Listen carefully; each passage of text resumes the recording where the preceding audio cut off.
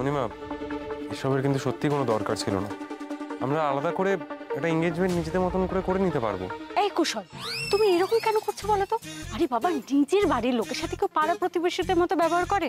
হ্যাঁ, না না, আর দেরি করো না, যা আছে সেটাই পরিয়ে দাও না। 1 মিনিট, এর থেকেও ছোট আংটি আসবে আমার জন্য? আরে না না বাবা, এত সুন্দর একটা দিন, স্পেশাল অকেশন, সেটাকে মেমোরেবল করে রাখতে হবে না? আর তাছাড়া তোমাদের ব্যাচেলরেটটাও তো আমরা ঠিকঠাক ভাবে পালন করতে পারিনি, তাহলে সেটা করি। কমল, এগুলো কি খুব দরকার ছিল? কমলিনী সেনগুপ্ত দরকার ছাড়া কিছু করে না, এতদিনে সেটাও জানলে না? Lights off!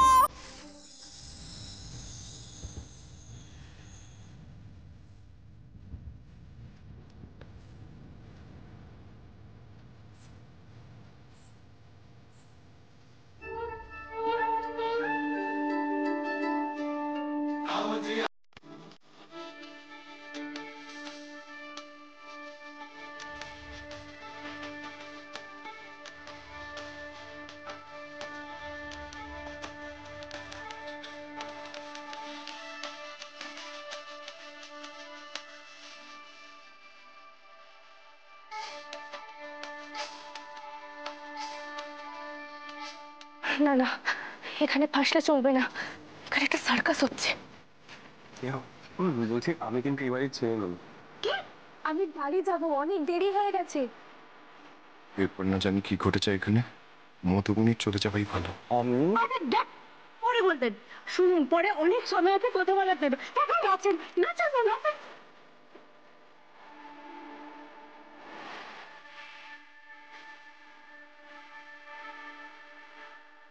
এই মা, ম্যাডিটা এই মুহূর্তে চলে গেলে কি করে হবে? আরে বাবা, ওকে তো এখন দরকার। হ্যাঁ,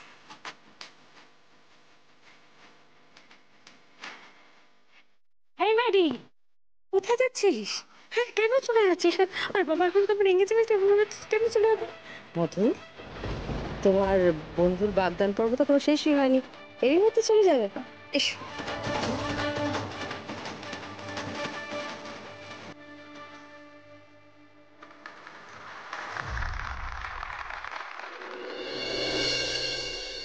এইবার আমাদের আজকের প্রথম পর্বের অনুষ্ঠানের শেষ part, last but not the least, Kushal আর স্নেহার আংটি বদল পর্ব। এসো এসো এসো, দাঁড়িয়ে আছো কেন? এসো, এই যে পরিয়ে দাও।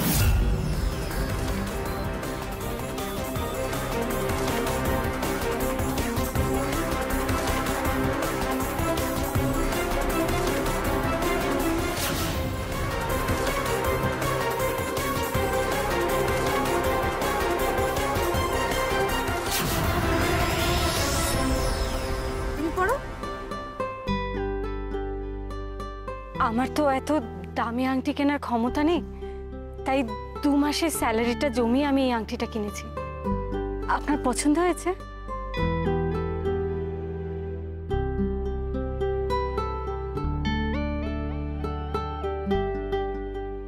কুশল স্যার আর তার বাড়ির লোক এই আংটির মূল্য বুঝলে হয়। আমার ক্ষমতা নগণ্য, ভালোবাসার মূল্য বোঝার মতো সময় কি তুমি আমায় দেবে স্নেহা? আর যা দেখছো সব মিথ্যে। সত্যিটা যখন জানতে পারবে তুমি, তখন ঠিক কি হবে আমি নিজেও জানি না। স্নেহা, বলছি সবই তো হয়ে গেল, এবার আমি বাড়ি চাই। হ্যাঁ, না না, তুই এখন চলে গেলে কি করে হবে ম্যাডি? এখন তো একটা বড় সারপ্রাইজ আছে। মানে স্নেহা আর কুশলের আংটি বদল তো হয়ে গেছে, কিন্তু তোমাদেরটা তো এখনো শুরুই হয়নি।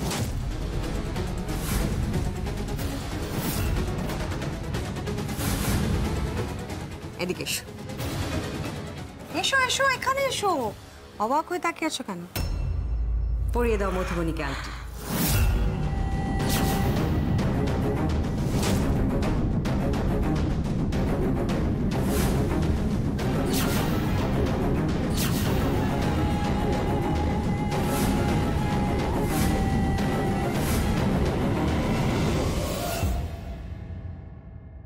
এসব আপনি কি বলছেন? আজ আমার জীবনের একটা খুব আনন্দের দিন মধুবনী। জীবনের কোনো পর্যায়ে গিয়ে এই অ্যানাউন্সমেন্টটা যে আমি করতে পারবো এটা আমি আশাই করিনি, কিন্তু এই মেয়েটি আমায় সেই আশা দিয়েছে। Thank you Madhubani. আমি অত্যন্ত আনন্দের সঙ্গে তোমাদের সবাইকে জানাচ্ছি যে ঋগদেব আর মধুবনী ওরা একে অপরকে ভালোবাসে।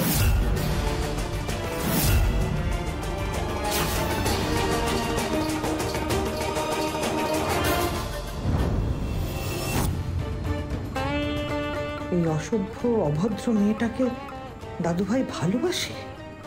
একে শুধু ভালোবাসে বললে ভুল বলা হবে। ওরা একে অপরকে এতটাই ভালোবাসে যে ওদের পক্ষে একে অপরকে ছেড়ে থাকা সম্ভব নয়, এটা আমি বুঝি।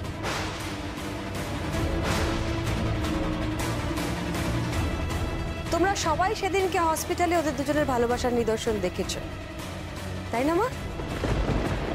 আমার মনে হয় ওনার যে অবস্থা তাতে টানাহেচড়া করা উচিত হবে না। যদিও আমি ঠিক জানি না যে কি কারণে মধুবনী ঋগদেবের প্রপোজাল রিজেক্ট করেছিল। কিছু কারণ হয়তো ছিল, কিন্তু আমি এটা জানি যে সেদিন হসপিটালে মধুবনী ঋগদেবের প্রতি প্রেম ভালোবাসা কোনোটাকেই লুকোতে পারেনি। অন্তত মায়ের চোখকে তো ফাঁকি দিতে পারেইনি।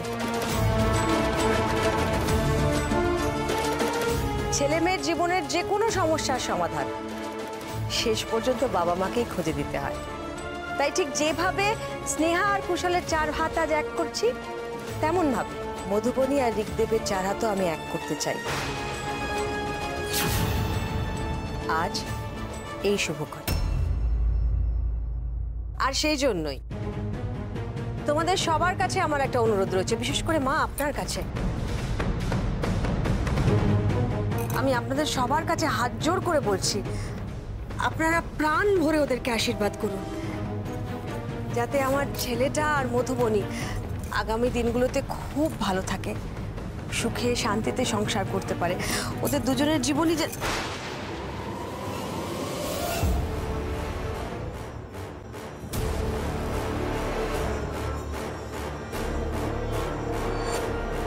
কি শুরু করেছেন আপনি?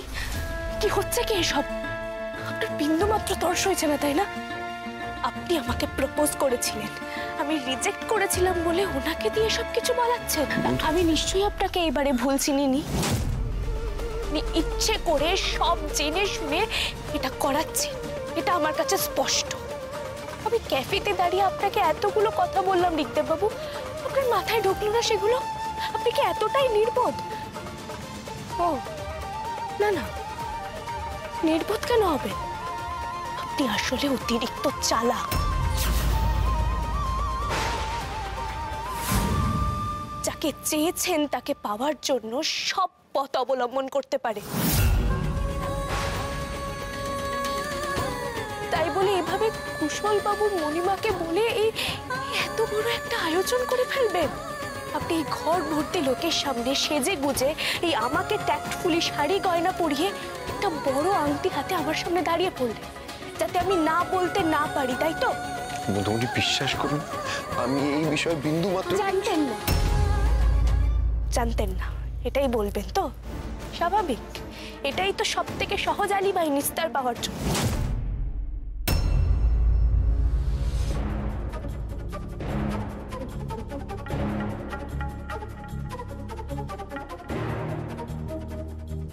মেজ বৌমা, এসব কি হচ্ছে? এইভাবে দাদুভাইকে ছুঁড়ে ছুঁড়ে কথা বলার সাহস ওকে কে দিয়েছে? ওদের মধ্যে মান অভিমানের কথা চলছে, এর মধ্যে আমাদের কথা বলা মানায় না। প্লিজ মা। শুনুন ঋগদেব বাবু, আপনি যদি মনে করে থাকেন মধুবনী ঘোষকে তার সিদ্ধান্ত থেকে টলাতে পারবেন, তাহলে কিন্তু আপনি আমাকে ভুল চিনেছেন।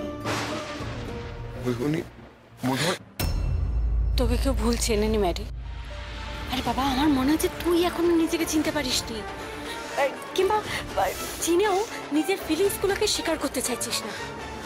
দেখ ম্যাডি, ঋগদেব বাবুর চোখে তোর জন্য যে ভালোবাসাটা রয়েছে না, তোর চোখেও কিন্তু ঋগদেব বাবুর জন্য একই রকম ভালোবাসা স্পষ্ট। আর আর এই ঘটনাটা যেমন শাশুমার চোখ এড়ায়নি, তেমন আমারও কিন্তু চোখটা এড়ায়নি। অ্যান্ড আই এম শিওর যদি তোকে ভালো করে কেউ লক্ষ্য করে তাহলে তারাও এই ঘটনাটা দেখতে পাবে। স্নেহা, তুই আর একটাও কথা বলবি না। শুধুমাত্র তোর জন্য আমাকে এখানে আসতে হয়েছে। আরে বাবা, তাতে সমস্যাটা কোথায়? দেখ ম্যাডি, শাশুমা যেটা বলছে সেটা মেনে নিন না। আমার আর কুশলে যেরকম ভাবে এঙ্গেজমেন্ট হয়েছে ঠিক সেরকম ভাবে তোদেরও এঙ্গেজমেন্ট হয়ে যাবে। এই বাড়ির লোকজনেরা নিজের ছেলে থেকে ছেলের বন্ধুর জন্য বেশি আয়োজন করেছে। আমি তো তোকে বলি যে এই গোল্ডেন অপরচুনিটিটা তুই কিছুতেই মিস করিস না। তার মানে তুইও আছিস এসব প্ল্যানের পেছনে, তাই তো? ছি ছি ছি স্নেহা, ছি। ঋকদেব বাবু না হয় আমাকে 2 মাস চেনে, তুই তো আমার বন্ধু স্নেহা। তুই বন্ধু হয়ে কি করে এটা করতে পারলি? তুই না আমাকে তোর বেস্ট ফ্রেন্ড বলিস? তুই বেস্ট ফ্রেন্ডের জীবনে ভাবে ঘেটে দেওয়ার কথা ভাবতে পারলি? এক মিনিট স্নেহা, আপনি এই এঙ্গেজমেন্টের ব্যাপারটা জানতেন? অবশ্যই জানতেন, নইলে আপনি আংটি নিয়ে আসবেন কেন? আপনি আমাকে কেন আগে বলেননি? আমি তাহলে ম্যানেজ করতে পারতাম। বিষয়টা এতটা হাত থেকে বাইরে বেরিয়ে যেত না। কি হাত থেকে বেরিয়ে গেছে? কি সমস্যা আছে আমি তো কিছুই বুঝতে পারছি না। দেখো, তোমার আমার লাভ স্টোরিটা সোশ্যাল মিডিয়ায় সবাই জানতে পারলো। এটা কোথায় খারাপ হলো বলো তো? এত বড় একটা সিদ্ধান্ত নেবার আগে আমাকে জিজ্ঞেস করলে না? আমি বেঁচে থাকতে এই কাজটা তুমি করলে কি করে? এই সাহস পেলে কোত্থেকে তুমি? আপনি রাগ করলেন মা? মা, আমি আপনাকে জানাতে চাই না বলে জানাইনি এমনটা নয়, কিন্তু আমি তো শুধু সবাইকে সারপ্রাইজ দিতে চেয়েছিলাম। হ্যাঁ মা, আর সবটা জানিয়ে দিলে সারপ্রাইজ কি করে দিতাম মা? একবার ভালো করে তাকিয়ে দেখুন, কি সুন্দর মানাচ্ছে ওদের দুজনকে, রাধার 4 জনকে, তাই না? ব্যাস, অনেক হয়েছে। এই নাটক এবার বন্ধ কর। দাদু ভাইয়ের বাগদান টাগদান কিচ্ছু হবে না। আর ওই মেয়ের সঙ্গে তো নই, এটা আমার আদেশ। মা মা, ওই মেয়েটার সঙ্গেই তো রিককে অটোয় দেখা গেছিল। তাতে কি হয়েছে? বাসে, ট্রামে, ট্রেনে, প্লেনে, যেখানে যার যার সঙ্গে দাদু ভাইকে দেখবে তার সঙ্গে বিয়ে দিয়ে দেবে নাকি? বউয়ের হয়ে ঝোল টানাটা এবার বন্ধ করো। আমি এক্ষুনি ওই মেয়েটাকে ঘাড় ধাক্কা দিয়ে বাড়ি থেকে বার করে দেবো। কেন বার করে দেবেন মা? কেন বার করে দেবেন ওকে? দেখেছো আমি কি বলেছিলাম? হ্যাঁ, যে কমল দিয়ে একটা সাংঘাতিক ঘটনা ঘটাতে চলেছে। ও তো আমাকে সকালবেলাই বলেছিল যে একটা বোম ব্লাস্টিক ঘটনা ঘটাবে, কিন্তু বোমটা যে হিরোশিমা আর নাগাসাকি 2 জায়গাতেই ফাটবে সেটা আমি বুঝিনি গো। আজ থেকে 5 বছর আগে শ্রেয়া যখন আমার ছেলের জীবন পায়ের তলায় পিষিয়ে দিয়ে চলে গিয়েছিল, আমরা কে কি করতে পেরেছিলাম? আপনি কি করতে পেরেছিলেন মা? নিজের কষ্ট ভোলার জন্য আমার ছেলেটা 5-5টা বছর বাড়ি ছেড়ে, পরিবার ছেড়ে, প্রিয়জনদের ছেড়ে, দেশ ছেড়ে বিদেশ বিভুঁয়ে পড়েছিল। এতগুলো বছর পরে আমার ছেলে আবার কাউকে ভালোবাসতে পারে, বিয়ে করতে চাইতে পারে, আমি তো ভাবতেই পারছি না। আপনি ভাবতে পারছেন মা? না মা, এই সবটা সম্ভব হয়েছে শুধুমাত্র একজনের জন্য, মধুবনী। মধুবনী আমার ছেলের মনটাকে আবার নরম করেছে।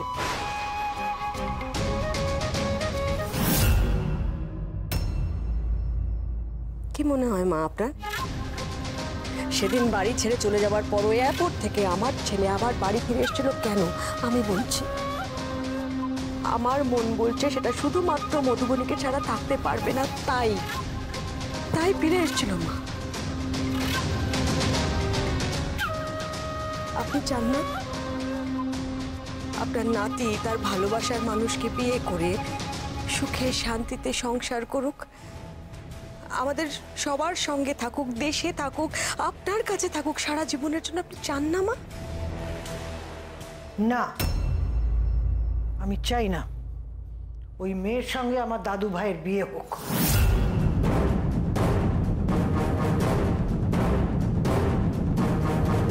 ও আমার দাদু ভাইকে ফাঁসিয়েছে। ঠিকই বলেছো ঠাম্মি। ওই মেয়েটা তো দাদা ভাইয়ের মাথা খেয়ে প্লেল্যান্ডের হোর্ডিংয়ে নিজের মুখ দেখিয়েছে। এখন ফ্যামিলি অ্যালবামেও ঢোকার চেষ্টা করছে। থার্ড ক্লাস অসভ্য মেয়েটা হবে দাদা ভাইয়ের বউ। মা আমি জানি, আমি বুঝতে পারছি আপনি হয়তো পুরোটাই ভাবছেন এ বাড়ির গিন্নি হিসেবে, স্টেটাসের কথা ভেবে বিয়েটা দিতে চাইছেন না। কিন্তু আমি ভাবছি শুধুমাত্র আমার ছেলের মা হিসেবে। আজ এতগুলো বছর পরে যেই মেয়েটা আমার ছেলের জীবনে ভালোবাসার প্রতি বিশ্বাস ফিরিয়ে এনেছে, তাকে আমি এ বাড়ির বউ করবই মা।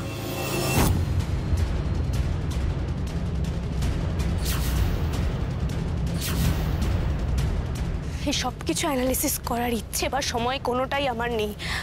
আমি এলাম, কেউ আটকাতে যাস না আমাকে। মধুবনী, মধুবনী দাঁড়াও।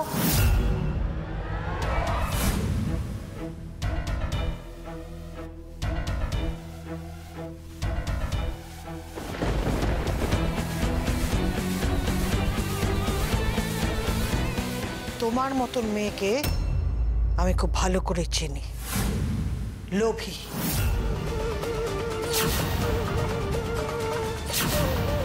খেতে না পাওয়া ঘরের মেয়ে হয়ে বড় লোকের ছেলেকে ফাঁসিয়েছো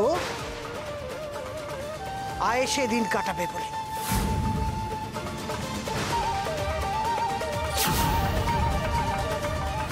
আমার দাদু ভাই বোকা, তাই তুমি ওকে ফাঁসিয়েছ। কিন্তু তোমার এই আশা আমি পূরণ হতে দেব না। যতদিন এই সুরমা সেনগুপ্ত বেঁচে আছে।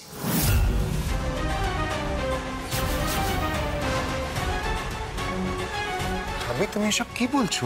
ঠিকই বলছি দাদুভাই, এসব কথার অর্থ তুমি এখন বুঝবে না। এই মেয়েটা তোমার মাথা ঘুরিয়ে দিয়েছে, তাই এসব কথার মধ্যে তুমি এসো না। তুমি মধুবনীর সাথে এভাবে কথা বলছো কেন? এতে তো ওর কোনো দোষ নেই। দাদুভাই, তুমি এখন স্পষ্ট চোখে কিচ্ছু দেখতে পাবে না। ওর ভালোবাসা দিয়ে তোমাকে ভুলিয়েছে, তাই তোমার চোখ এখন ঝাপসা। থামুন।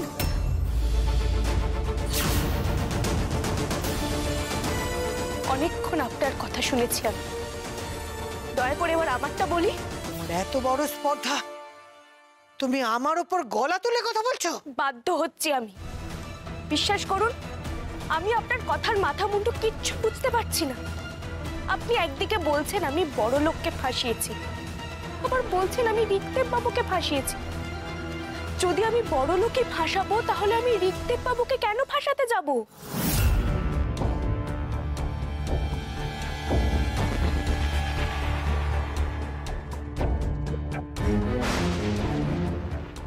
আমার মনে হচ্ছে এক্ষুনি মধুবনীকে টেনে নিয়ে সমস্ত সত্যিটা বলতে কুসুম। আমি আর পারছি না। দেখেছো?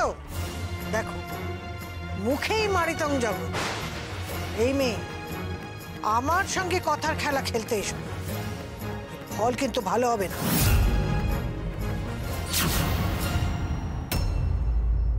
আমি কোনো খেলা খেলছি না। আর এই যে আপনি বারবার বলছেন না আমি বড় লোক ফাঁসিয়েছি, এখানে আমার একটা কথা বলার আছে। আমি না বড় লোকদের একদম সহ্য করতে পারি না, কেমন একটা ইরিটেশন হয়।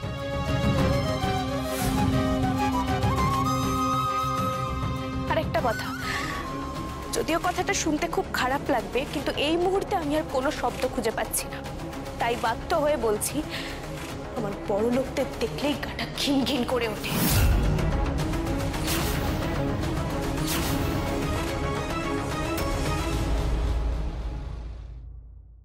এই কি অসভ্য না তুমি! আমাদের বাড়িতে দাঁড়িয়ে আমাদেরকেই অপমান করে যাচ্ছ।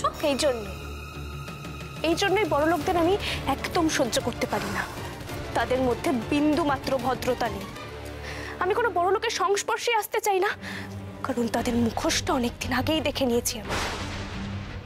এই তুমি যে প্রত্যেকবার এই একই কথা বলো না, এখানে আসতে চাই না, কিন্তু তাও তো প্রত্যেকবার ভিখিরির মতন চলে আসো। এখন তো ভিক্ষায় দান করা শাড়ি গয়না সব পরে দিব্যি এখানে দাঁড়িয়ে আছো। শোনো, যেটা জানো না সেটা নিয়ে তুমি একটাও কথা বলবে না। আমি এখানে একদমই আসতে চাইনি, আমাকে স্নেহা জোর করে। দাঁড়াও। তোমার কোনো কথা শুনতে চাই না। এক্ষুনি তুমি বললে তুমি বড় লোকদের নাকি সহ্য করতে পারো না। তাহলে বড় লোকের ছেলেকে ফাঁসালে কি করে?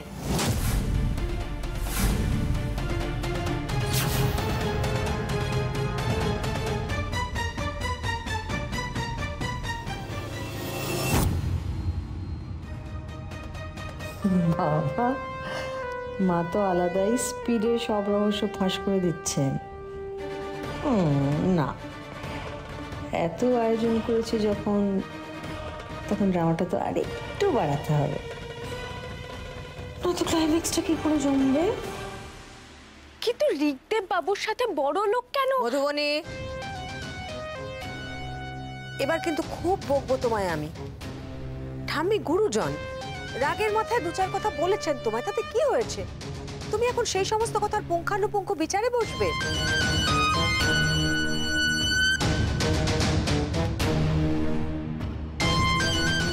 আমি একটা অনুরোধ করব, শুনবেন মা? এই সমস্ত গরিব বড় লোক এই কথাগুলো ভাববেন না, আর এতে কিচ্ছু নেই।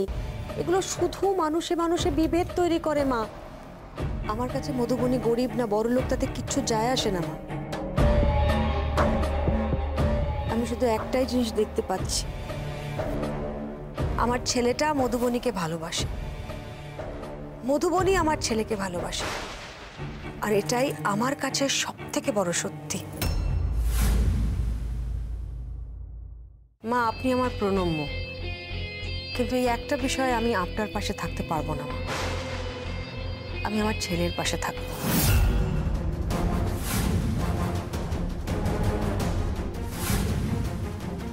আমি আমার পাবলোর পাশে থাকবো।